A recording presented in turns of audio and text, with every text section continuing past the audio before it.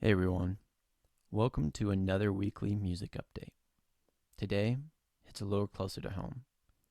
As many of you know, we lost an amazing jazz and soul pianist this week, Courtney Isaiah Smith, professionally known as Isaiah Smith. We are first going to watch a KSLTV video posted honoring him. Then, after, we will read some of the posts from musicians around the state of Utah honoring and remembering him. Here's a video by KSLTV. Friends say they just learned today that COVID-19 took the life of a well-loved local musician. News specialist Andrew Adams was there tonight as they gathered to remember him. Andrew? Dave, not only are these people friends, they played music with Courtney Isaiah Smith. They can't believe he's gone just like that. They're remembering the difference he made in this community. For being with the ones we love, only hours after word began to spread, sharing so much joy and cheer, his friends gathered to face the music. having so much fun. Courtney Isaiah Smith was gone. COVID claimed the life of the beloved musician. It's really hard, man. I mean, Courtney was very careful, always wore a mask everywhere. He tried to keep his distance from people, you know, he was careful. Whether with the piano, organ, or keyboard, And just, a true master. friends say Smith inspired all with his distinct voice. The last time that Parker and Courtney and I hung out here, it was just a couple of weeks ago, we had put on some Mozart. It was Mozart's Requiem. And Courtney sat down at the piano and just played along with the whole thing. He was outspoken, passionate, and brilliant.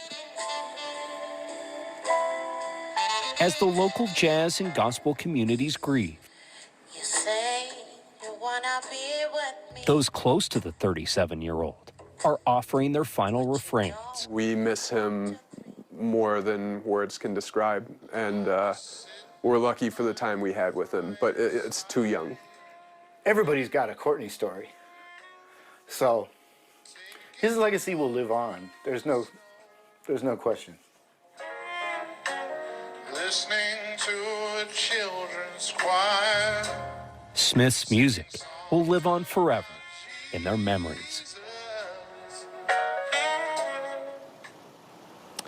Well, Smith was also a music educator. His friends say he taught at some of the local colleges. They say their prayers especially are with his family tonight. Back to you. Andrew Adams, live for us in Salt Lake City. Thanks, Andrew.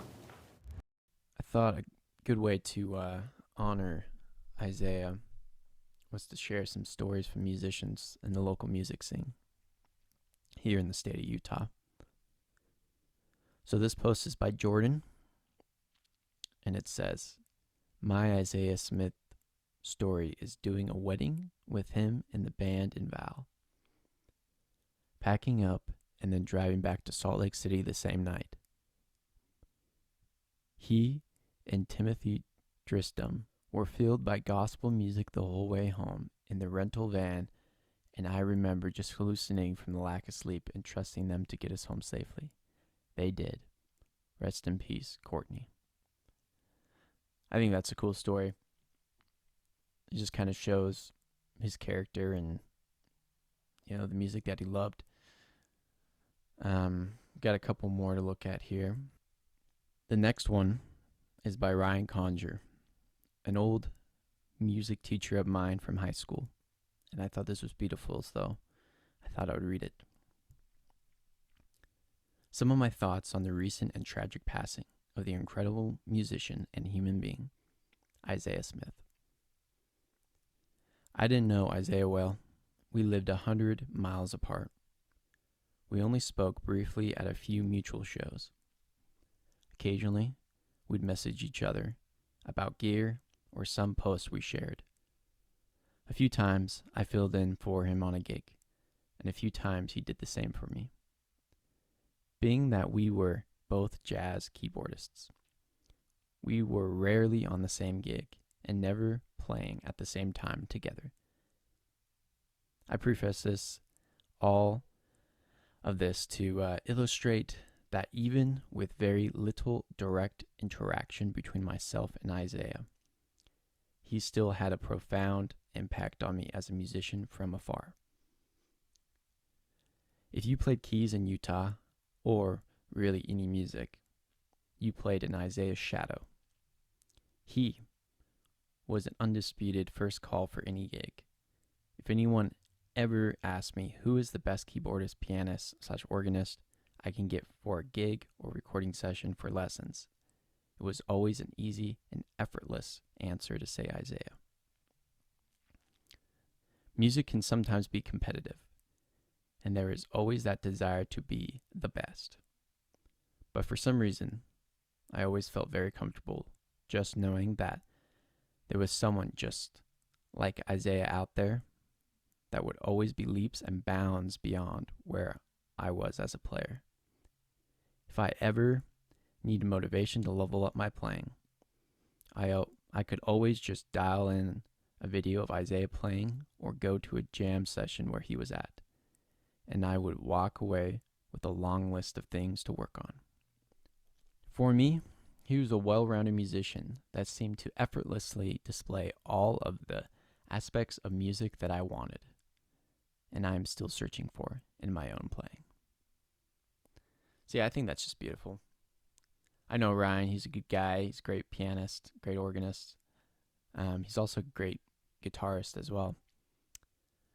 And the post is actually twice as long as this, but I thought the first half was just perfect, and I think it was just beautiful. And this is really how we're going to remember Isaiah, is just sharing stories that we had with him and letting others know the impact that he had, not just on our music, but on the community and just really all of our souls. So I thought I had to share that one. We got a couple more to look at. This next one I think is pretty great. It says, a few weeks ago, Isaiah Smith sent me an organ track for a musical piece we were working on. Last night I sat down and started working on a song using the organ track that he laid down. There are many out there that knew much better than I did, and I wanted to reach out to see if there are musicians who would like to collaborate on this piece of music called We'll Pull You Down from the Sky. And as you can see, there was a lot of people tagged on this, and I'm just excited to see what happens. This is just an awesome way to salute him and to create a piece of music with people that loved him and loved his music and playing with him. And I think that will just be a great way to honor him. So I can't wait. We got one more to look at. This last one is by Angie Petty, and it says, the world lost an incredible artist, genius, mentor, and friend. I cry for the pain my community is feeling now. I cry for your family and loved ones who have a tremendous hole in their hearts that won't be filled. I remember the first time I heard you play. It was over 7 years ago at Gracie's Bar. You were playing with Changing Lanes, and I was floored when I first heard you sing Purple Rain by Prince. So much passion, artistry, and feeling that I had never heard. Years later, I had a few piano lessons with you. I'm so glad I have those recordings forever. You were so helpful and encouraging, while all the info you schooled me on was so over my head at the time. I hired you to play in my band, where this photo was taken by Patrick Bowie Music.